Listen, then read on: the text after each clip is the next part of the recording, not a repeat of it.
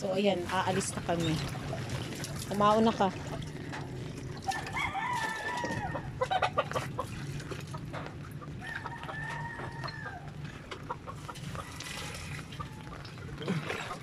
Ay, Diyos ko po. Tatlo. Nakakain mo siya.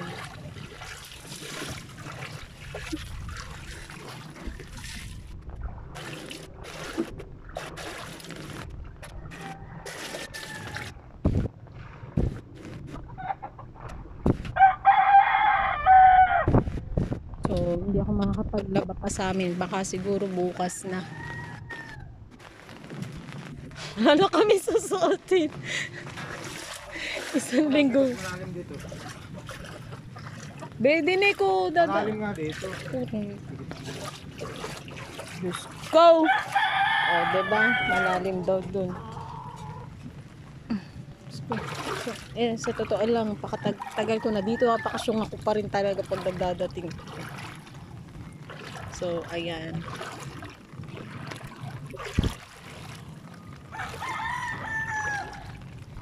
Ayan na. Ayan yung kitid niya. Di ko alam kung nang hindi. So, ayan. Oh, tara na! Sa Resort World Manggahan. Libre dito. Libre cottage. Libre pagkain. Basta kayo ang mangingitid. Pwedeng-pwede na. Ayan. O, so mga nakakasama ni Abdul Mamaril, gusto nyo dito na lang kayo. Diyos ko, hanggang bewang talaga yung tubig dito. Hindi na siya kumati. Ayan, diba? Sundan lang natin siya. Ayan. Nataas na. Wala na akong damit. Parang tumataas kasi may tubig, may high tide.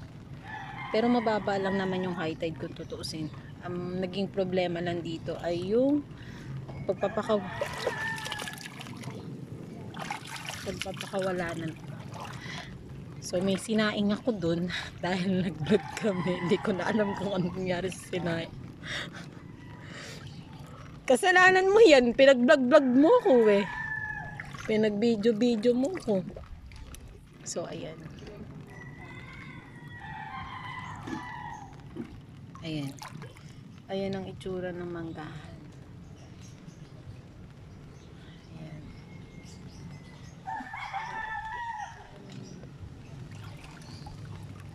So, tamang edit na naman tayo mamaya. So, yun lang. So, shout out sa mga nakakasama niyang Mamaril. Hindi ko kayo kilala. Basta shoutout sa inyong lahat. Ayan. Ito yung pugo namin.